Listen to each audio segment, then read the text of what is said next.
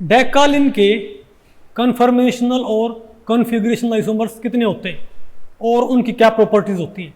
नमस्ते, मेरा नाम देवदलाल है और इस लेक्चर में हम इन्हीं प्रश्नों के उत्तर खोजने की कोशिश करेंगे।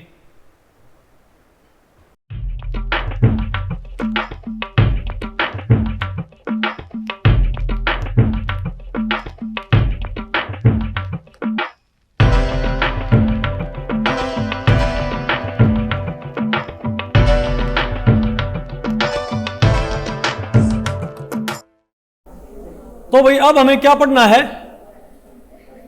Geometrical and conformational isomers of decalins. ठीक है, तो भाई इस टॉपिक को हमने टोटल 2 सेक्शंस में डिवाइड किया हुआ है। पहले हम क्या पढ़ेंगे, ज्योमेट्रिकल आइसोमेरिज्म इन डेकालिन, फिर हम क्या पढ़ेंगे, कन्फर्मेशनल आइसोमेरिज्म इन डेकालिन। ओके, तो आप बताओ पहले भाई डेकालिन होता क्या है। भाई बिल्कुल जो आपका फर्स्ट चैप्टर था इस बुक का, भाई उसका नाम क्या था, history, definition and nomenclature of organic compounds. तो वहां पर आपने पढ़े थे भाई बाईसाइक्लो कंपाउंड्स, इजंट इट। तो वहां पर आपके पास एक 440 कंपाउंड था। कौन सा? 440 कंपाउंड। अगर आपने 2 साइक्लोहेक्सेन रिंग आपने एक एज से फ्यूज कर दिए तो क्या हमारे पास बाईसाइक्लो ना, क्या भैया, देखो बाईसाइकिल कंपाउंड्स वहां पर कई तरह के थे। तो एक तो कौन से हमारे पास, ये कौन सा होगा बताओ, हम क्या बोलेंगे भाई, 6 तो ये और 4 ये, तो हम क्या बोलेंगे, बाईसाइक्लो क्या 440 डेकेन। भाई क्या ये बाईसाइक्लो 440 डेकेन, एक तो हमारे पास ये था भाई, इजंट इट। और एक हमारे पास बताओ क्या था भाई, ये वाला कंपाउंड बाईसाइक्लो 221 हेप्टेन। अब इस कंपाउंड का तो नाम क्या होता भाई, ये तो इसका भाई आईपीसी नेम है बाईसाइक्लो 440 डेकेन, लेकिन इसका भाई कॉमन नाम क्या होता है, डेकालिन। क्या नाम इसका भाई, डेकालिन। दूसरी तरफ जो ये वाला बाईसाइक्लो, इसको तो हम क्या बोलेंगे, यहां पर ये वाला क्या है, ये वाला यहां पर क्या है, ब्रिजेड कार्बन भाई, और ये भी क्या है, ब्रिजेड कार्बन। तो यहां से यहां तक जाने के 3 रास्ते हैं, 2 और 2 और 1। भाई यहां पर 1 पड़ता है तो हम क्या बोलेंगे, बाईसाइक्लो 221 हेप्टेन। क्या होगा हमारे पास, ये बाईसाइक्लो 221 हेप्टेन। इसका नाम बताओ क्या होता है, बोलो भाई, नॉरबोर्निन, इजंट इट। अरे बोलो भाई, नहीं आपको भाई, अरे डेकालिन ये, इजंट इट। अब बताओ भाई, लेकिन हमारे काम पता है कौन सा है, ये जो एज के थ्रू क्या है, फ्यूज्ड है ना, समझे बताओ, हमने इसको पढ़ना भाई क्या हमारा, डेकालिन। अब इसको भी बनाते कैसे, तो अच्छा डेकालिन का भाई एक नाम और भी होता है, इसका नाम भाई डेकालिन से भी पॉपुलर नाम क्या इसका, बताओ भाई, बताओ, डेकाहाइड्रो नेफ्थलीन। क्या भाई, डेकाहाइड्रो नेफ्थलीन। क्यों भाई, देखो इसका नाम डेकाहाइड्रो नेफ्थलीन बताओ क्यों पड़ता है,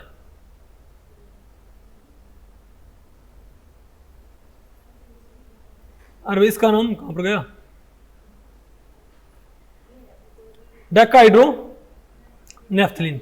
क्यों भाई, क्योंकि आप बताओ ये हमारे पास क्या है, नेफ्थलीन है। ठीक है, अगर आपने 2 H2 ऐड कर दिया, आपने 2 मोल डाई हाइड्रोजन ऐड कर दी, तो ये क्या हो जाएगा, रिड्यूस। ये बॉन्ड भी क्या हो जाएगा, रिड्यूस। बताओ क्या मिल जाएगा हमको, हमको भाई ये नहीं मिल जाएगा क्या, बोलो भाई, टेट्रालिन, इजंट इट। अब बताओ क्या हो जाएगा भाई, अब 3H2 आपने ऐड कर दिया तो ये 3 डबल बॉन्ड भी क्या हो गए भाई, खत्म हो गए। बताओ क्या बन गया हमारे पास, या तो क्या बनेगा, ट्रांस डेकालिन। बताओ ट्रांस डेकालिन कौन सा होएगा, जब इन ब्रिज हेड कार्बन पे बताओ क्या हो जाए भाई, इन इसका हाइड्रोजन, अरे भाई इसके पास क्या है, एक हाइड्रोजन, इसके पास भी क्या है, एक हाइड्रोजन।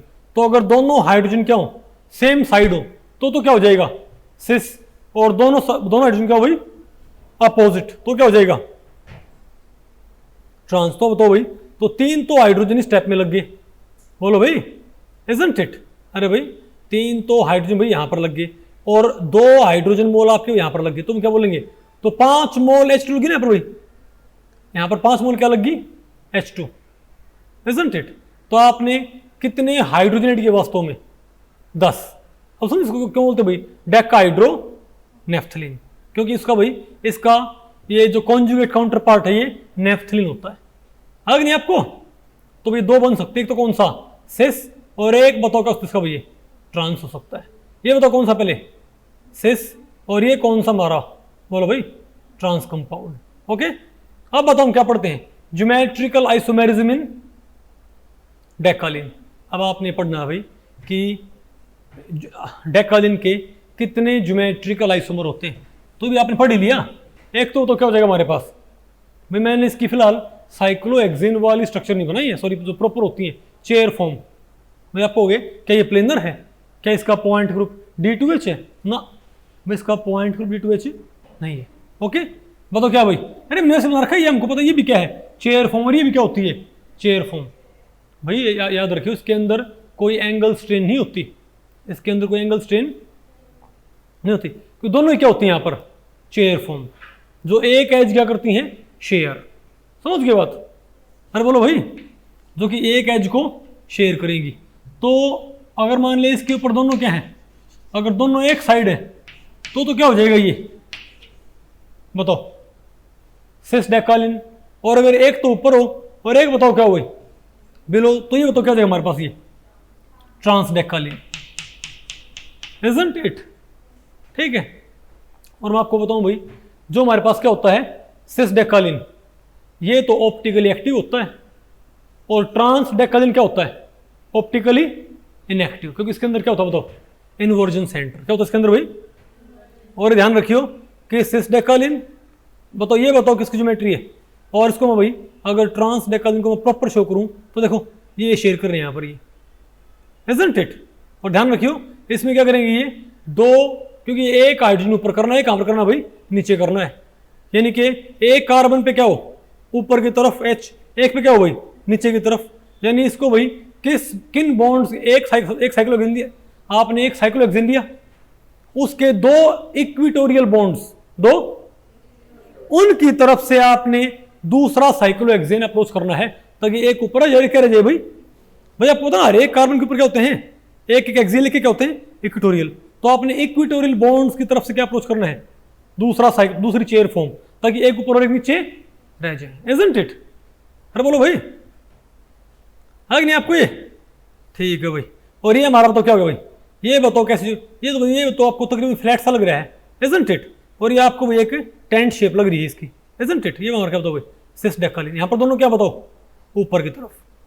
अब बताओ हम क्या पढ़ते हैं, कन्फर्मेशनल आइसोमेरिज्म इन डेकालिन। अब आपको पता है भाई अगर साइक्लोहेक्सेन होते हैं तो जो चेयर होती है चेयर फ्लिप हो सकती है, पता हो ना आपको भाई, साइक्लोहेक्सेन में चाहे शेयरिंग हो रखी हो, चेयर्स क्या हो सकती है भाई फ्लिप हो सकती है ना, और नई कन्फर्मेशन तैयार हो सकती है, इजंट इट।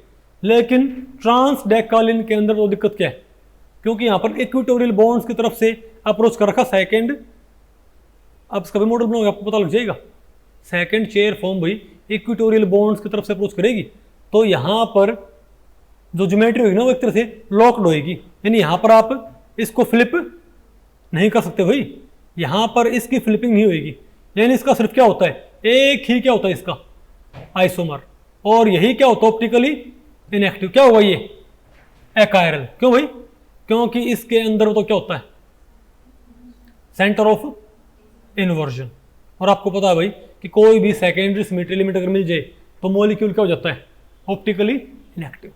वेरी गुड, अब बताओ हमारे पास क्या है भाई, अरे फिर क्या बताओ रिंग फ्लिपिंग इन सिस डेकालिन। अब हम बात करते हैं भाई, अब सिस डेकालिन में भाई जो चेयर फॉर्म होती है ना वो क्या कर सकती है, तो भाई सिस डेकालिन में चेयर फॉर्म फ्लिप कर सकती हैं, और दूसरी चेयर और भाई एक और कन्फर्मेशन तैयार कर सकती है, लेकिन दोनों ही क्या होती हैं, और ये आपस में क्या होती है एंटिमेरिक पेयर भाई, ये वाली कन्फर्मेशन भाई आप दो कन्फर्मेशन जोड़ के आप दो साइक्लोहेक्सेन जोड़ के और उनसे तैयार कर सकते हो आप, ये बात आपको पहले पड़ रही है।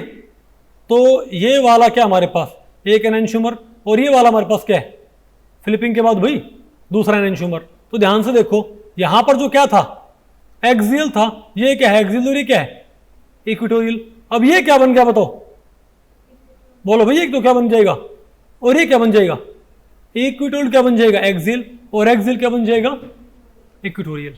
लेकिन अब होता क्या है, तो और आपको दोनों ही क्या होते हैं ऑप्टिकली एक्टिव, दोनों ही क्या होती हैं भाई। इसमें कौन सी सिमेट्री होती है पता है आपको, बताओ इसके अंदर कौन सी सिमेट्री होती है C2, अरे भाई इसके अंदर कोई सेकेंडरी सिमेट्री एलिमेंट नहीं होता, तो ये पक्की बात क्या होगा, ऑप्टिकली एक्टिव।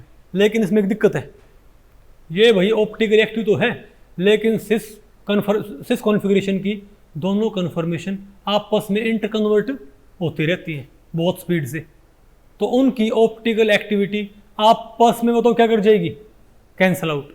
तो ये कायरल होके भी कायरल नहीं हो पाएगा भाई, क्योंकि नहीं आपको सुन भाई, अरे बोलो, ठीक है भाई, इसको पढ़ लियो। ओके, तो भाई इस लेक्चर में इतना ही।